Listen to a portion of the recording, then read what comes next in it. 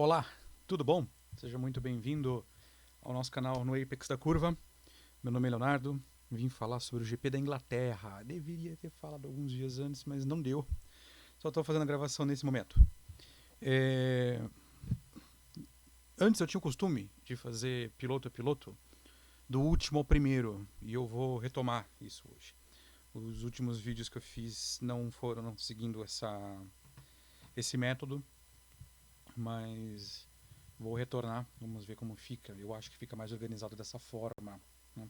Para quem me acompanha no Instagram, várias corridas eu comentei dessa forma. Então vamos lá. GP da Inglaterra, 2025, Silverstone, Pedra Prateada. Muito interessante, foi uma corrida muito legal. Silverstone sempre entrega boa corrida. Assim, sempre pode ser muito forte, mas é muito difícil não ter uma corrida que não seja boa. Você fala, nossa, não foi legal Silverstone esse ano. É muito difícil. É igual Interlagos. Interlagos, Silverstone. Uh, são corridas. Eu ia falar Monza, mas ultimamente Monza anda muito monótono. Mas são corridas assim que você fala, cara, vai entregar. Vale a pena. Vale a pena assistir. Vale a pena a gente acompanhar. Então, do último pro primeiro, como prometido. Último colocado, Franco Colapinto. Primeiro, né, uma coisa aconteceu que, diferente dos outros grandes prêmios, chove de manhã e a pista fica verde. Né? Ah, mas isso acontece em qualquer corrida. Sim, acontece verdadeiramente em qualquer corrida. Pode chover. Mas uma coisa que. Agora, nossa, eu tentei lembrar e não pesquisei. Eu acho que foi Hungria 23. Acho que foi Hungria 23. Ou 21, não me recordo agora. Que a corrida é interrompida por bandeira vermelha. Após a chuva é liberado, são liberados os carros para voltar, só que eles fazem uma nova formation lap, fazem uma nova volta de formação, e todos, à exceção de Lewis Hamilton, entram no pit. E nós vimos isso acontecer novamente, lógico que não com todos. 5 pilotos, ou seja, um quarto do grid, entra no pit na formation lap. Então, na hora que eles estão dando a volta de formação, 5 pilotos entram pro pit para fazer a troca de pneu e colocar pneu slick, pneu liso, né? Na maioria dos casos se provou que foi uma tática muito errada. E nessa brincadeira, o Colapinto faz a volta, entra e o carro não pega mais. O carro morre. O carro não sai do lugar. E depois é constatado que ele queimou a embreagem. A maneira dele lidar com o carro queimou a embreagem. Não foi dito como ele queimou essa embreagem, mas foi dito que não é a primeira embreagem que ele queima. Então veja só, um piloto de Fórmula 1 que tem problema. Porque assim, o carro de Fórmula 1 só usa a embreagem para sair do zero. Né? Quando ele está parado, é uma barra. Até pegar um post-it aqui, que eu tenho uma base de post-it de exemplo. Ele está segurando o volante aqui. Está segurando o volante e tem uma barra que vem deste lado. E ele vai, afunda essa barra com a mão e faz a mudança de marcha. E aí ele faz um engate para a primeira. A embreagem no Fórmula 1 só serve para esse momento, porque ele é um carro semiautomático. Então, nas borboletas ele vai subir ou descer as marchas, mas não precisa mais da embreagem. A embreagem é só para sair do estado de zero, né? Do neutro e entrar em primeira. Apenas para isso. E ele conseguiu queimar mais uma embreagem. Então, Briatore, que já devia estar saco cheio, está pior. A Juliana Serrazoli, no vídeo que ela faz pós-corrida, até traz que muitos dentro da Alpine já estão assim saturados com os erros do Colapinto. É um novato, é um rookie, ok. Mas que, se a gente for ver, fez menos que o Durham. O Durham fez muito mais, muito também é uma palavra forte, mas o Durham fez mais do que o Colapinto, ok? E pode ter sido a despedida dele. Então ventila-se Valtteri Bottas ou até mesmo o Drogovic para o resto da temporada, tá bom? Não para a próxima temporada, inclusive, seria apenas para essa.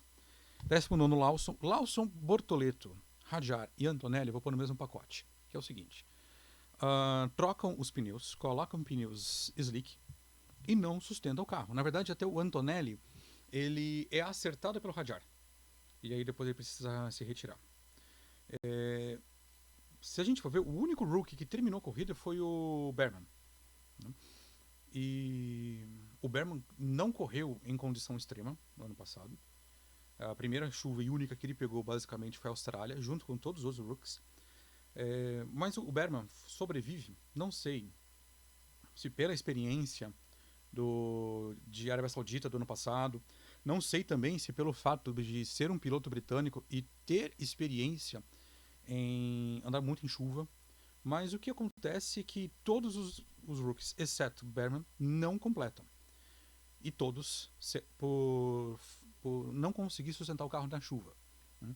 Então, o Bortoleto, inclusive, surgiu aí uma dúvida. Será que a Sauber errou e chamou ele? E não. Né? O que ele diz na entrevista, agora não me recordo se é a Bandeirantes ou se é a Juliana Serrazoli. Não me recordo, mas foi uma das duas, né? O Bortoleto diz o seguinte, que isso deve ter sido previamente falado no briefing, em que ele é perguntado, né? Ele pergunta, o que estão fazendo? E aí o engenheiro começa a falar, né? Fulano, grid, fulano, grid, fulano, grid, Leclerc, box, Russell, box. Aí ele falou, vou entrar. E ele disse que vou entrar porque ele pensou, dois pilotos experientes, Russell e Leclerc, que tem muito a perder. E resolveram apostar no Slick. Ele falou, se eles resolveram apostar, e eles têm o que perder, tô aqui no fundo, vou arriscar. Se dá certo, gênio, né? Novo Senna. Como deu errado? Ah, porque é rookie. Ah, porque não é tudo isso. Sim, experiência de vida. O cara vai entender. O Russell e o Leclerc seguraram o carro? Seguraram. É um fato, né? O Stroll coloca depois o pneu no momento certo e alavanca, vamos falar disso mais pra frente, mas o Bortoleto não soube segurar o carro. Por N fatores. A Sauber não é mais o trator que se apresentou na Austrália. Já é um carro melhor. Mas mesmo assim, é um rookie com um carro difícil de guiar. Normal, natural. Bateu. Natural. Bom, então não tem drama, não tem problemas aqui. Yuki Tsunoda, 15º, final de semana complicado pro Yuki. Ele faz até os 3 TLs bem e tem problema de potência no Qualify, que deixa ele no Q1. E aí ficou lá atrás, já era. Ele consegue até fazer uma boa corrida, se estranha com... Nossa, agora não me recordo. Ele se estranha com alguém, vai pro fundo. Ele se estranha na outra corrida. Não, o Yuki dessa vez, ele realmente, o carro não rende. Porque as duas Red Bulls foram programadas para pista seca. Por quê? A previsão do tempo não tinha chuva. Não era uma previsão de pista com chuva, de corrida com chuva. A chuva ia terminar às 10 da manhã. Seria pista seca, 10 da manhã na Inglaterra. Só que a chuva se estende e ela volta a cair durante a corrida. Então, assim, uma corrida, um final de semana para se esquecer, porque embora foi um bom TL, a partir do momento que o Qualify vai para trás, a corrida dele é jogada no lixo. Leclerc, 14º, não funcionou. Não funcionou o carro da Ferrari. 13º, Ocon fez uma corrida até justa. Ele faz um balé com o Behrman, né? O Behrman pega ao lado de fora e você chega a dar um toquezinho, os dois rodam juntos, né? Muito no movimento de Bolshoi. Mas assim, não tinha mais o que fazer. Foi uma pista que a Haas não se mostrou tão forte assim. Sainz em 12º, e dá para falar que faz parte de uma decepção, o Sainz. Ele faz até um classificatório um pouco mais justo, só que o carro não rende e ele não consegue, não apenas o carro não rende, ele não consegue extrair do carro muita coisa. Você vê, o Albon terminou em 8º e há de se concordar que o Sainz é um melhor piloto que o Albon. Behrman 11º, resultado justo. Mesma coisa do Ocon. Uma equipe que não tinha muito o que entregar. O Berman faz até, pensando como rookie, uma excelente corrida. Toque de corrida, o próprio Komatsu, o time principal da Haas, ele traz essa visão, falou, olha, toque de corrida, não tem o que fazer, a princípio não há punição para nenhum dos dois pilotos, mas é um erro assim bizarro, vamos falar assim, bizarro, mas termina em 11º, olha só, a 2 segundos do Russell, 1 segundo e meio do Russell, e aqui tá, Russell 10º, a Mercedes não funcionou, ponto. Mercedes não funcionou. Toto está sob pressão. Até quem está vendo esse vídeo já sabe da demissão do Christian Horner, feita na quarta-feira, dia 9. E o Toto está sob pressão. Por quê? Porque a Mercedes não está entregando. E a cada ano que passa, ela recua. O ano passado ainda deu um vislumbre assim, nossa, pode ser que 25 seja bom, mas não. Simplesmente não entregou. A Mercedes não está indo com a evolutiva que vinha em 24. Não vem. Aí fala assim, mas tem corrida que a Mercedes é a segunda força. Sim, mas não é o campeonato que ela é a segunda força. Primeira força é a McLaren, segunda força é Max Verstappen, brigando pela terceira força, Ferrari e Mercedes, que eventualmente são segunda força. Como foram no Canadá, por exemplo. De uma certa maneira, a Mercedes faz uma corrida justa ali no Canadá. Mas em Inglaterra a Mercedes não funcionou. E quando a gente fala não funcionou, não é que ela foi última. É que pela capacidade que ela tem, ela não entregou. Né? Ou pelo menos pelo que ela já entregou anteriormente, esperava-se mais e não está entregando. E Russell fez uma corrida ok. Todo mundo errou. Todo mundo errou. Não dá pra falar, ele fez isso porque ele errou. Todos erraram. Todos erraram. Na verdade, se a gente for ver, quem não errou foi o Hülkenberg. Eu acho que foi o único que... E o Norris. Hülkenberg e Norris não erraram nessa corrida. Alonso, nono colocado. O Alonso, cara, não tem a velocidade como tinha antes, mas não deixa de ser um monstro. Colocar o carro nas condições de pista aonde estava...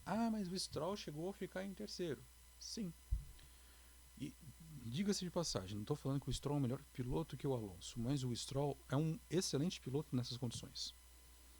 O Alonso é um excelente piloto de chuva.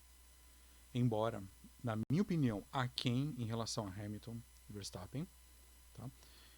Mas, de acordo com a idade, com as características, o Stroll soube aproveitar melhor.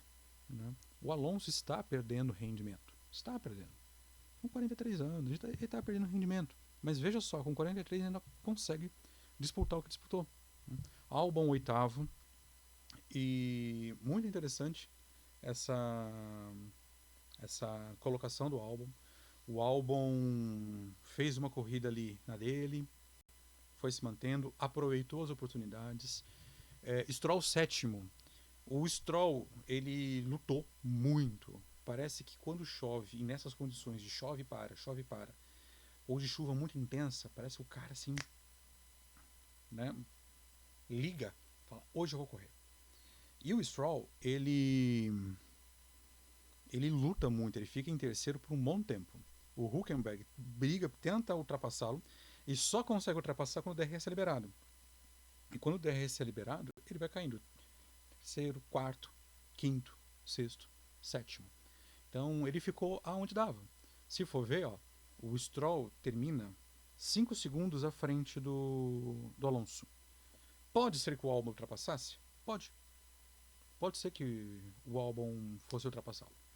Mas ele não... Mas ele conseguiu se segurar ainda ali. Mas o Stroll, nessas condições, ele tira um coelho da cartola. Não estou falando que o Stroll é um monstro, não é isso. Mas ele corre bem nessas condições. Gasly em sexto. Gasly também aproveitou o equipamento que tinha. Corrida justa. Acho que é mais do que justa, uma corrida acima da média. Errou pouco para poder colocar o Alpine em sexto e pegar bons pontos. Porque, veja, saiu Kimi Antonelli, que também foi um fim de semana horrível. O Hadjar saiu, que é um piloto que poderia tirar esses pontos. Então, o Tsunoda não dá nem para falar muito. Lawson também brigaria lá em cima, ali na região do Gasly. Então, ele aproveitou. Às vezes você fala assim, foi sorte. Mas o que é a sorte também, de uma certa maneira? Se não o momento certo, a oportunidade, né? Com o talento certo, com o que precisa para aquele momento. Foi o que o Gasly apresentou. Em quinto, Verstappen. Verstappen também fica muito tempo parado em décimo. Ele roda ali assim que é dado a bandeira verde do safety car. E um ponto interessante. Eu fiz um questionamento 2 corridas atrás. Se o movimento do Russell, que o Russell fez, fosse o Verstappen. Né? E o fato de ser Russell, quando o Russell tenta segurar o carro no safety car para punir o Verstappen. Se é o Verstappen fazendo, tá vendo, é maldoso, não sei o que, blá blá blá. Como foi o Russell, você não vê as mesmas reações, porque o Russell é um gentleman. E eu costumo dizer, não existe bonzinho na Fórmula 1. Não existe. Não existe bonzinho e não existe vilão. Todos são bons e todos são vilões. Todos. Todos. O Senna jogar o carro em cima do Prost para ser campeão, nossa, é o máximo, é um deus, é o Senna. Né? O Schumacher fazer isso é de vigarista. Entende? Então a gente precisa entender que não existe bonzinho. Né? Se a gente pegar o que Berger falava sobre o Senna, ou até o Rio, no pouco tempo que conviveu com o Senna, não vou nem falar o Prost, porque muitos têm pavor de escutar o nome, mas os que conviveram com o Senna dizem como ele era, de uma certa maneira, ele pensava nele, entendeu? Para ele ser campeão, para ele vencer. Não existe bonzinho e vilão. Todos estão correndo para ganhar. Seja do seu companheiro, seja o campeonato. Então o cara vai fazer o que é necessário da visão dele para poder vencer.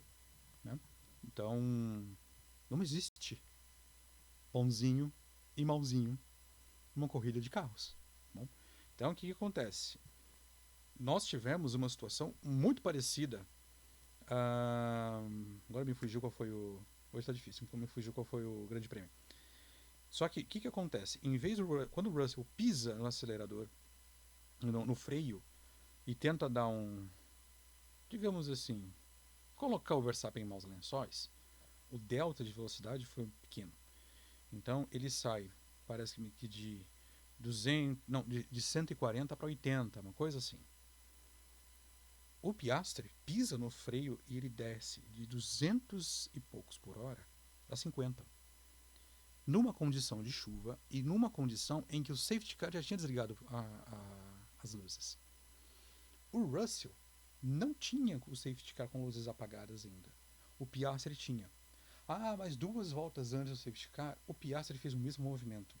Fez, e o Verstappen estava mais atrás. Então ele tinha espaço, ele tinha safety para poder fazer isso.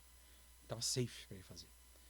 Quando o safety car apaga a luz, ele freia e acelera, é o sinal para todo mundo que ele está acelerando. E de repente ele freia de novo.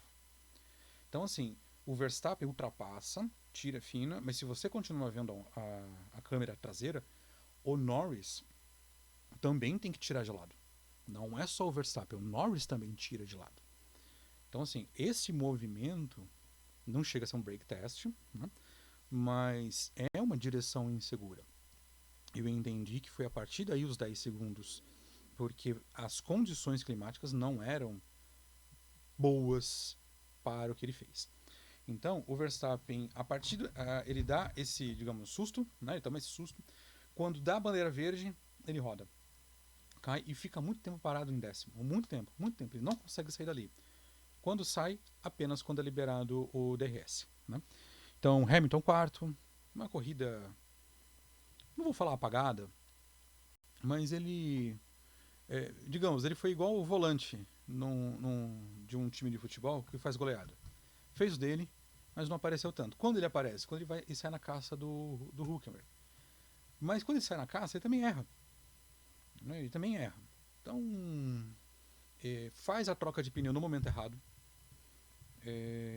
Mais uma vez, seja a Ferrari não acerta o timing, mas o Hamilton também não, não tem o time correto para a troca do pneu. Então ele perde muito tempo. O Alonso, quando troca, ele anda 7 segundos abaixo de todo mundo. Até a pista começar a secar e andar, de verdade, foi muito tempo. Foi ali 4, 5 voltas. Foi o tempo do Hülkenberg também manter a posição dele. E olha, que quando a gente fala de Hülkenberg, ele teve um pit tenebroso. Vou pular o Hülkenberg. Piastri, se não fosse o erro dele, ele tinha ganho. E o Norris ganhou porque não errou. Não errou. Fez uma corrida sólida, um fim de semana sólido. Perdeu a posição em pista, né? Assim, seja pela estratégia, seja por toda a movimentação ali, porque ele não qualifica à frente do Piastri. Só que assim, sólido. Estava ali, estava na hora que precisava, fez o tempo que precisava e passou na hora que precisava.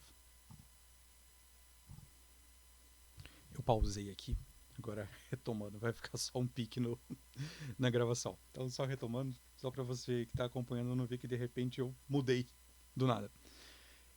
Então, terminando sobre o Norris, ele faz... Cara, ele estava na hora certa, no momento certo, para poder abraçar a vitória. Que a vitória, na verdade, foi do Hülkenberg com a Sauber. No começo do ano, eu acho que eu até postei isso no meu Instagram. No começo do ano, eu falei para quem estava, para os meus amigos, que a gente estava falando como seria essa temporada. Se o Hülkenberg fizer ódio de Sauber, a gente tira o chapéu pro cara. Porque se com a Haas, que era um carro melhor do que a Sauber, ele não tirou, sendo anunciado na Sauber, nunca que ele tiraria. E conseguiu o pódio. Impressionante. E não foi assim simplesmente oportunidade. Nossa, caiu no colo dele. Não. Ele cavou, ele preparou a oportunidade dele, ele trilhou isso. Então ele faz uma corrida sólida, ele não bate, ele não perde o carro, ele ultrapassa a hora que precisa ultrapassar, aumenta a velocidade, consegue aumentar diminuir o tempo de volta, ele aumenta a performance dele, ele consegue trabalhar toda a estrutura de volta, ele faz o pitch no momento certo, né? Ele briga com a equipe falando, não vou entrar agora, não é momento de pôr pneu. Então ele usa da experiência dele para conseguir o pódio. E de verdade, assim, quando o Hamilton começa a tirar tempo, eu falei, cara, não pode ser hoje. Hoje tem que ser o Hulk. Hoje tem que ser ele. E foi, e Hülkenberg faz o pódio. E quem viu, viu, né? Quem não viu, gente, de verdade. A comemoração, a invasão da Sauber para poder comemorar o pódio dele, a emoção que os membros da Sauber têm é magnífica. Tudo que eles passaram. O ano passado, eles tinham uma porca para as rodas que não estava correta, que aumentava o tempo de pit. Eles erraram até na construção da porca. Para esse ano começar um carro tenebroso, e arrumando ponto a ponto até conseguir entregar um carro minimamente decente. Quando você pegava um board, a curva era assim, toda hora corrigindo o volante. Os pilotos não conseguiam simplesmente virar o volante, tinham que ficar corrigindo dentro da curva. E aos poucos entregando o carro minimamente decente. A Sauber vai conseguir outros pódios? Teoricamente não. Não é um carro para pódio. Não é. Bortoleto seria pódio? Acho muito difícil. Acho muito difícil. Esse vídeo está ficando longo, mas só para fechar. Acho muito difícil. Por quê? Porque o racing do Bortoleto ainda não é bom. O Bortoleto aprendeu a lidar com o pneu. Ele já aprendeu a lidar com o pneu, a não consumir o pneu. Mas ele ainda não aprendeu a lidar com a estratégia. A maneira de aproveitar os pneus numa boa estratégia não é ainda um forte do Bortoleto. É do Hülkenberg. O Hülkenberg consegue alongar os stints. Hülkenberg consegue alongar o tempo dele. Ele consegue, além de preservar o pneu, tirar mais tempo do pneu velho. O Bortoleto consegue preservar o pneu e se sustentar com o pneu velho. Mas ele ainda não consegue um racing bom. Então por isso que eu acho que ele não seria pódio, mas pontuaria. Possivelmente pontuaria, porque a maneira que o carro da Sauber se apresentou, ele conseguiria sim, ele conseguiria pontuar. Mas foi o que foi, vimos Hülkenberg pódio. Então é isso, GP da Inglaterra, desculpa a demora, mas próximo GP daqui a 3 semanas. Valeu, até mais.